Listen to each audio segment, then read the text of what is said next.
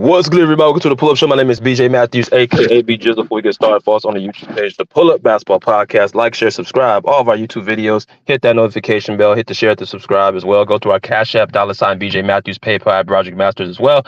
We have a great video for y'all right now. Let's get it popping. All right, y'all. So here we are with game 5 between the Golden State Warriors and the Los Angeles Lakers. The Warriors are down 3-1 in the Lakers' favor. So we have to basically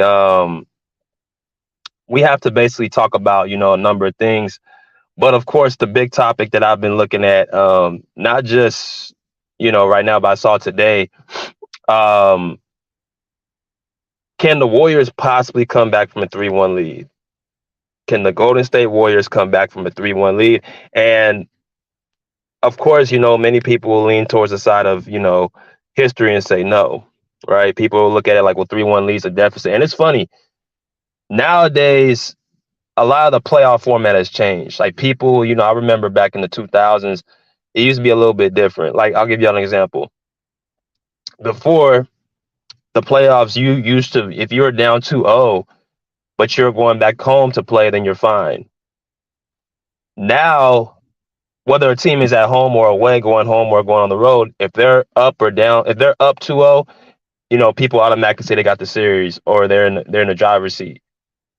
If they're down 2-0, but they're going 0-2, but they're going back home, then people will kind of like already give the edge to the team that's, already up ahead. So it's kind of crazy how the dynamics done change, because usually you get a chance to be, there's a thing called protecting your home court. So now that people, look at it like, you're down 2-0, it's like by much, a big margin, there's no way for you to come back. It's kind of tough for anybody to kind of like give you the benefit of the doubt nowadays, right? So when I look at this situation, I see 3-1, but I don't think people are really paying towards the dynamics of the series. First, let me say this though: I was wrong when I said that the Warriors win this game in this series in 6 games. That's obviously not going to happen. The series has been, crazy in my opinion. We can go through a number of things, but I'm gonna kind of go through why the Warriors have been down, as well as what they need to do to, prevail in this 3-1 league. 'Cause I know I got a bunch of Warrior fans in here who's looking for some, some type of hope. But I think after this video, you guys will have a better understanding, probably feel a little bit better about what's happening in this situation. So here we go. So as I look through the first 4 games, the first 2 games, the Warriors and the Lakers split, right? 2-1 or 1-1. And a lot of people expected the Warriors to possibly, split back in LA. That obviously did not happen. So they're going back to Golden State down 3-1. Now, I had a bunch of, complaints about the game 3 that happened between the Warriors and Lakers. I feel like the game was very one-sided, and it was one-sided. Now, people may say that's excuse making. People may say that's just not giving the Lakers credit. But no, it's not, because I gave the Lakers credit when they won the other night. I called it a fair game. I called it was a game down the middle. So I wasn't, looking at it like, oh, the Lakers won. That's why I'm saying that it was a fixed game. So I look at basketball first. The situation is this. The free throws have been obviously the big caveat when it comes to a lot of these games. It was a caveat in game 1. It was a caveat in game 3, right? Where both of these teams, you guys see the big difference in the free throws that were shot. This is game 3 right here. I said the reason why I didn't have nothing to say in game 1, because the free throw disparity was actually fair in game 1, because the Lakers were actually attacking the paint. This game, that was not the case. I see points in the paint 44-46, and I see personal fouls 22-21, right? So like I told you, there's 4 ways to get to the line. That's either through a non-shooting foul, a shooting foul, a technical foul, or a flagrant foul.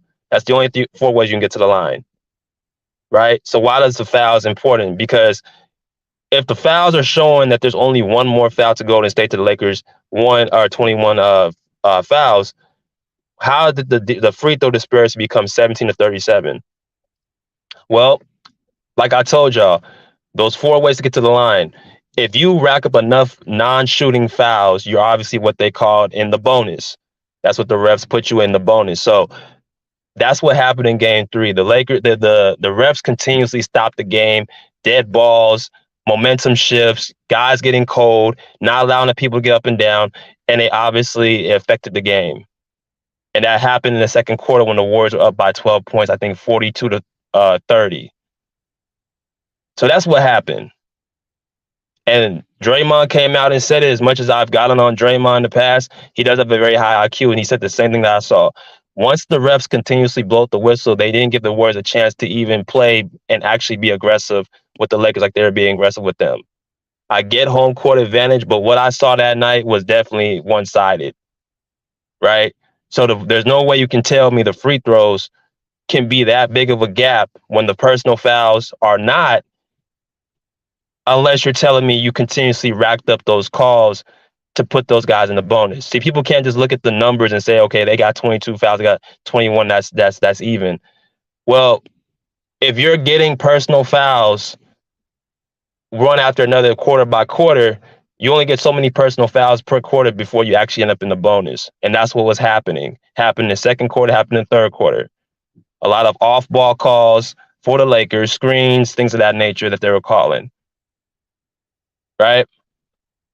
But the Warriors still had opportunities to win that game. But they let their mental get in the way, so they pretty much fell to the wayside after the third quarter. Right? So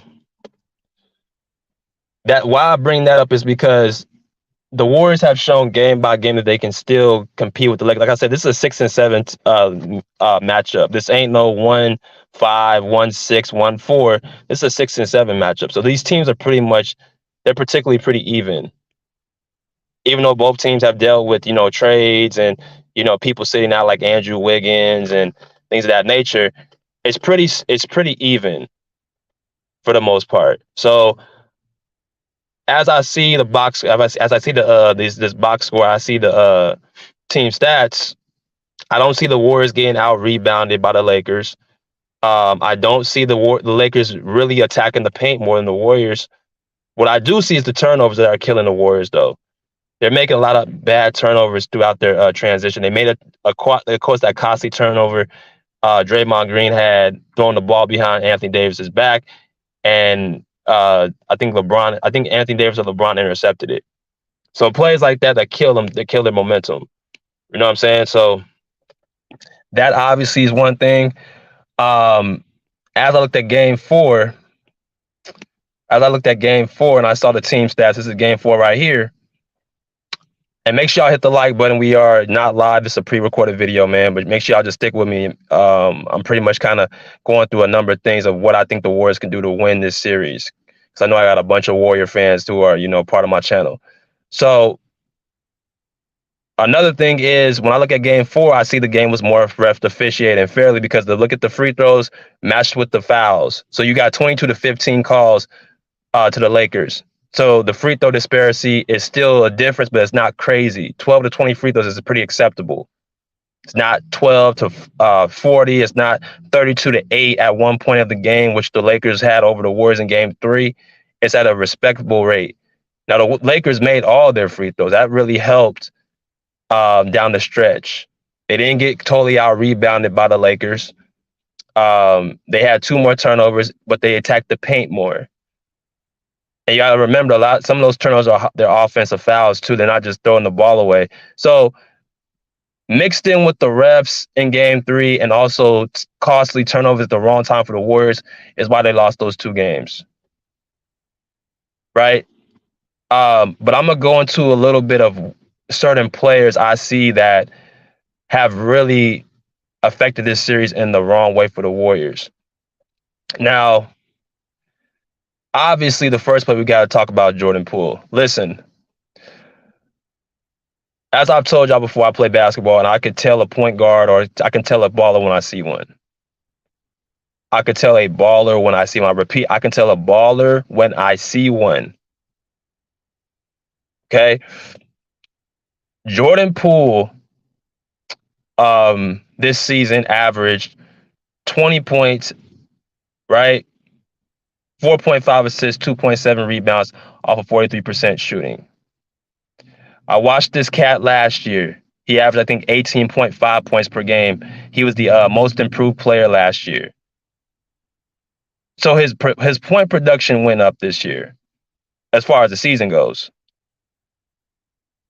I seen him with my own eyes in certain games. When we played the Clippers, I remember there was a game we played the Clippers.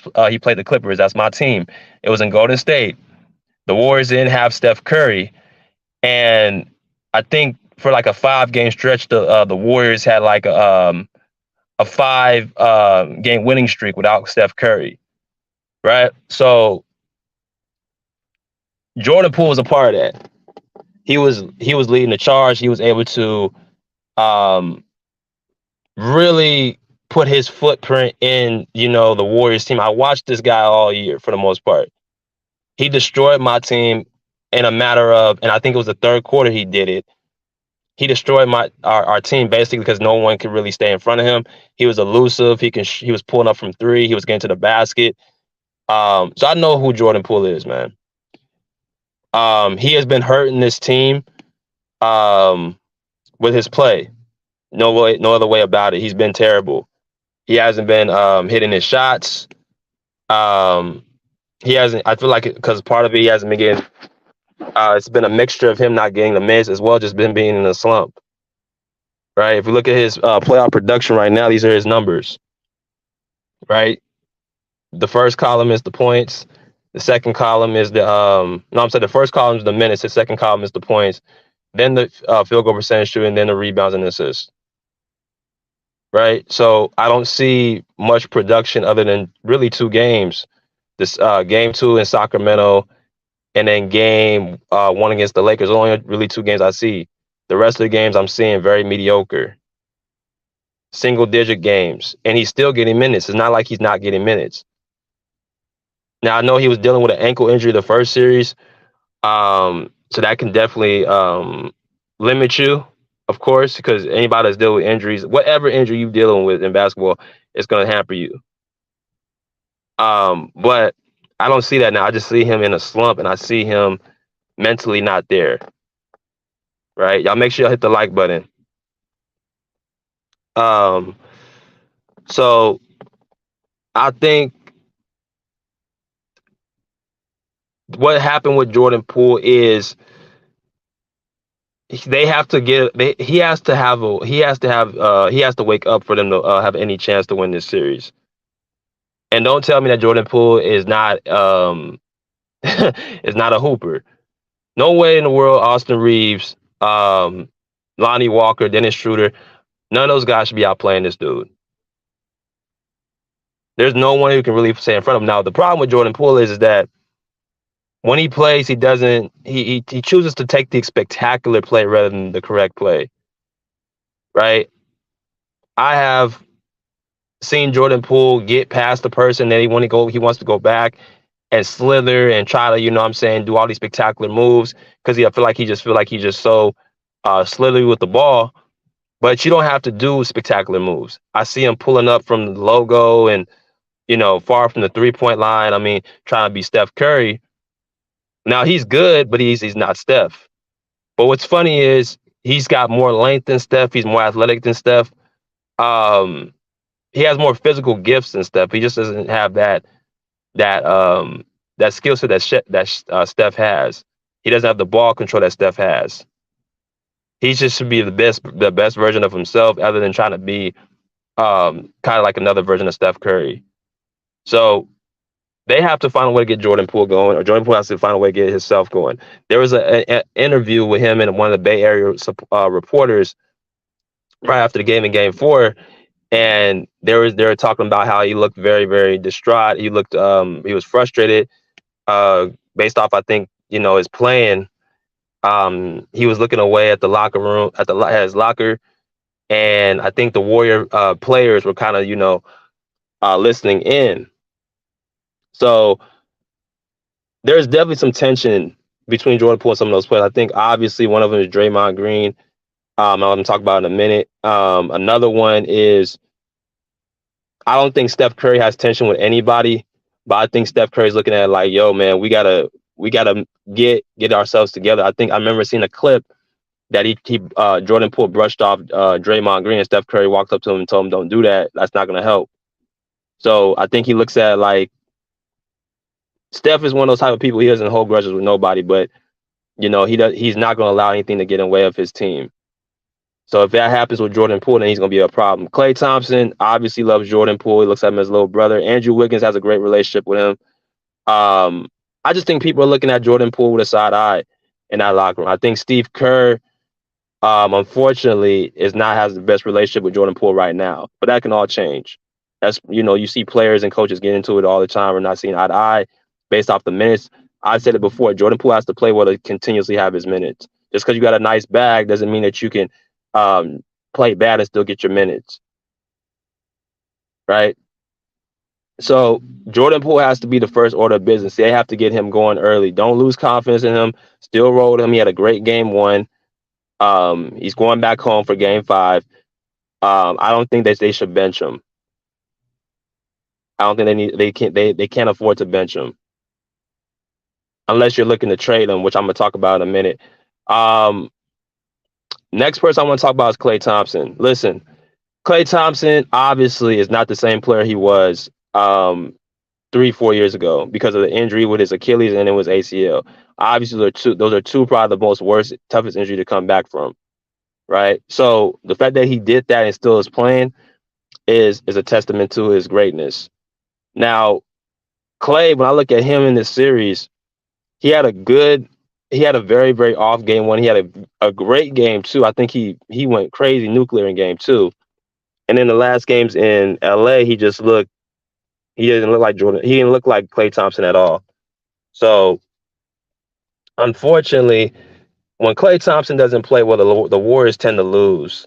That's something I noticed. Steph Curry can play great, but it's Klay Thompson who's he's kind of like the person that is the X factor. I wouldn't say the X factor, but the person that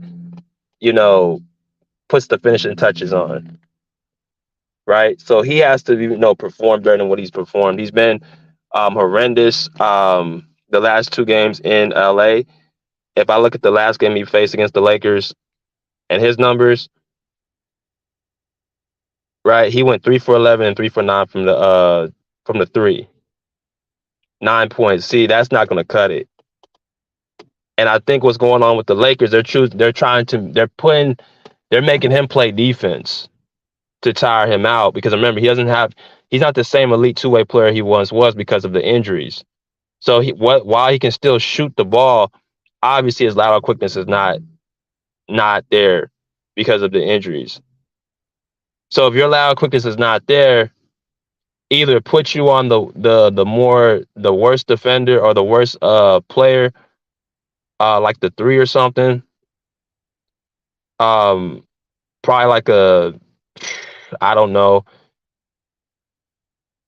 maybe a Jared Vanderbilt, have you play like a decoy and use your energy on offense. They can probably hide him, which is crazy because Klay Thompson, like I said, was he was a two-way defensive player, probably the best two-way player as a wing in the league we had at one point. But now it's just obvious his lateral quickness, he cannot stay with, Dennis Schroeder or Lonnie Walker. I know they put him on D'Angelo Russell too as well, but he cannot stay with a lot of those. It makes it very hard, makes him very tough for him to stay with those guards, or even Austin Reeves. So, but he got to shoot the ball better, because that's what he is. He's a guy who gets hot at any point in time. So 9 points ain't gonna cut it. Klay Thompson has to play better from here on out for the Warriors to have any chance. Right. Another person I'm looking at, Draymond Green. Now, I know the speculations about Draymond. He's with Clutch Sports and he's, with LeBron and all that stuff. He's throwing the series away. That will be determined after the series to me. I listened to Draymond's podcast after game 3 and game 4. I've been listening to it pretty much after every game. He has a business in the podcast business for sure. He's very knowledgeable of the game. His delivery is very, brash. So I feel like he has a spot in the business when he retires. So a lot of things that he said I was paying attention to. One thing he said that really stuck out was that, they've been here before. The Warriors have been down 3-1 before, and they did it in 2016 against the OKC Thunder. They said that the momentum shifts once the team wins. Once the team wins one game, that's when the momentum shifts to the other team. So it's not about looking at, oh, it's 3 games, we got to win. It's about looking at game by game. Warriors win game 5, automatically the pressure goes to the Lakers to win game 6. Also, we got to remember this. Because the Warriors are playing at home and not going on the road for game 5, it makes it a little bit less challenging, because you go from having to, win 2 games in LA and then win one in Golden State, to you have to win 2 games in Golden State and win one in LA. Y'all see the difference? There's a difference with mentality if it's a game 7 in Golden State versus a game 7 in LA. But they got to get to that point first. They got to win tonight. They win tonight, they got to somehow put off something in game 6. And I feel like if they win tonight, somebody's gonna come up big in game 6 for the Warriors, for them, and if they win. A player that you're not expecting, right? Maybe it's Jordan Poole, maybe it's Moses Moody, maybe it's you know what I'm saying? I don't know who it could be. But I have a feeling it's not just gonna be Steph, or maybe Clay has game 6 Clay, maybe. Right? But somebody's gonna have to come to the party for them to win. And Draymond made that very clear. They've been there before. Another thing I want to also talk about, Draymond said he spoke about the loss in game 4, and this is something that kind of concerned me. He spoke about how he felt like he would play better, Steph would play better, Clay would play better, right? Those 3 guys will play better. And then he goes down the line and says everybody else will play better. You know what I'm saying? GP played well. He said he'll play better. Moses Moody will continue to play better. Dante DiVincenzo will continue to play better. Kevin Looney, he has trust in all of his guys. And the one person I was waiting for him to also mention would be Jordan Poole. And this is why I say the concern I have with this is because, like I said, Jordan Poole obviously has a disconnect with some players in the locker room, right? He also said Andrew Wiggins as well. It's obviously there's some discord with Jordan Poole with some people in the locker room. I don't know if it's the younger guys against the older guys, or what, but I was waiting for Draymond to say Jordan Poole as well, and he didn't say it. So the fact that you didn't say Jordan Poole really concerns me, because there's some disconnect in that situation. And there can't be no, like I said, they need Jordan Poole to win this series. I like Moses Moody. I like his game, but I don't know. I haven't seen enough of him to see if he can do this consistently, especially on the road. I think he's 21 years old, if I'm not mistaken. So they have a bunch of guys who are, what I'm saying, I think they need a Jordan Poole. Like, remember last year, he was part of that run. He had a great series against Memphis, had a great series against who was the Western Conference team they faced? I can't even remember who they faced last year. I know he had a great series against Denver. Who did they face in the Western Conference last year? I can't even think of it. I'll have to think of it later. But he's struggling against the Celtics. But he had a great series in all this pretty much in the Western. That's how he got that money, that bag. Right? So like I said, I know a hooper when I see one. Jordan Poole is definitely that guy. He may have to mature a little bit, but I think they need to look at it more, putting their arm around him than, trying to, what I'm saying, I guess you could say single him out.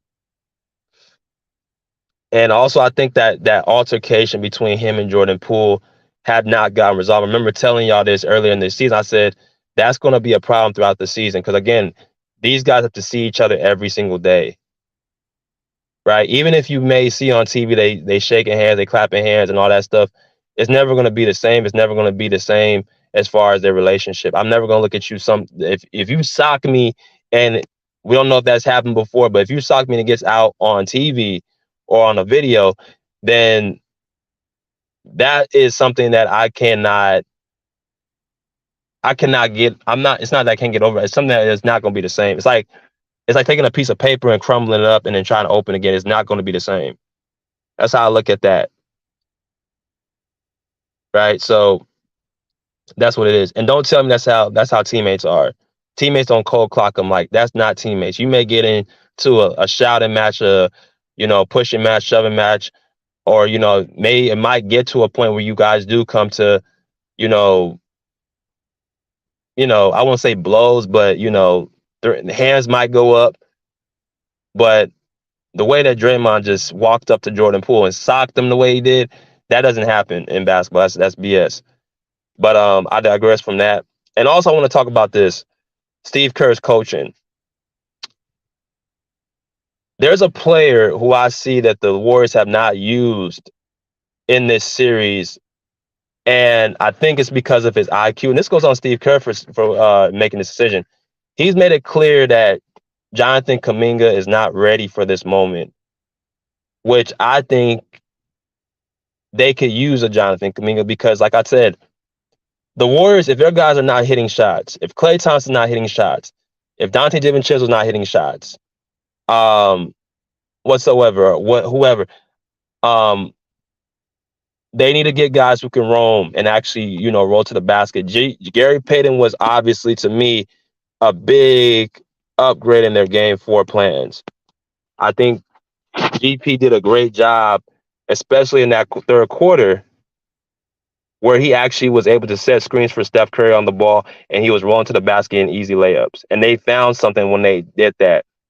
Pulling Anthony Davis away from the basket allowed for those rolls to happen closer to the basket, as well as it gave Steph Curry the one-on-one on Anthony Davis if he comes to the perimeter. So I feel like they found something to use for the rest of the series, because at the end of the day, you have to have Anthony Davis on the floor. So Darvin Ham coached a great game, but they still didn't figure that pick and roll off with Steph Curry, and I don't understand why they went back. They didn't go back to it. Right? So the Warriors are not going to change who they are. They have to continuously play who they are, as far as, getting up and down the floor, passing, transition, cutting. They're going to have to hit shots, though. They cannot go and have a performance like they did the other night, shooting 13 for 44 from the 3. That just can't happen. That's just a bad look. And then you go 12 for 41. So that's 2 straight games you had horrible shooting nights. Or actually, that was game 1. I'm sorry. Or that was game 4. That was game 4. They shot 12 for 41 in game 4, and they shot 13 for 44 in game 3. Like, that's what's really hurting them. If the Lakers are shooting bad from the field, you got to be able to match it. Now, if you're not hitting shots, at least find somebody that can get you easy buckets. And I think Jonathan Kuminga can attack the basket more and actually make better opportunities. I think he's a more aggressive version of Andrew Wiggins. He may not be as polished as Andrew because of his age, but I think he is more aggressive getting to the basket. And I think Steve Kerr really should think about trying Jonathan Kuminga for game 5, because you could tell he really wants to play. And yeah, we'll see from there what happens. And we'll be back on live tonight for the game time reaction. But appreciate y'all listening in, man. Hit the like, hit the share, hit the subscribe, pull up, see, pull up, share, pull up live. Peace. Out here like swimwear.